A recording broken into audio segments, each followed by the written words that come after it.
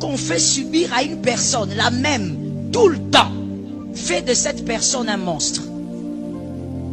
Elle aura des réactions qui ne correspondent pas à l'acte.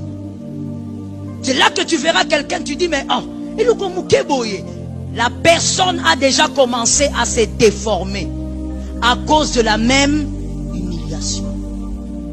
Aucun homme, sans contredit, aucun être humain, peu importe la taille de ta consécration, ne peut supporter la même humiliation tout le temps et garder un bon cœur. Tu vas te déformer. Tu ne pourras pas.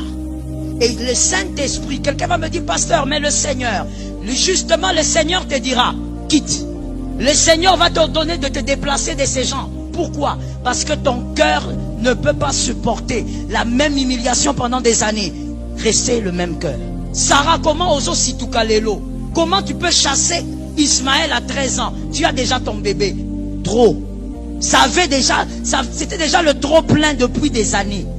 Même Sarah, avec la bénédiction, n'a pas supporté ça.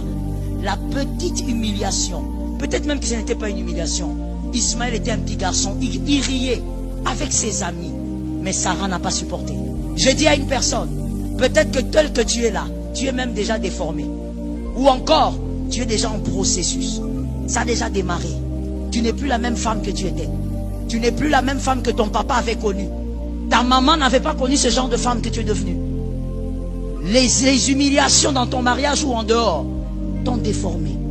C'est le moment de savoir comment faire pour régler ce problème, sinon tu détruiras ta propre âme. Est-ce que quelqu'un m'entend? L'humiliation qu'on fait subir à une personne, la même, tout le temps, fait de cette personne un monstre. Elle aura des réactions qui ne correspondent pas à l'acte.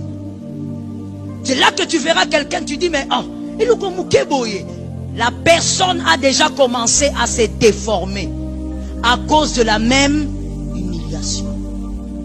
Aucun homme, sans contredit, aucun être humain, peu importe la taille de ta consécration,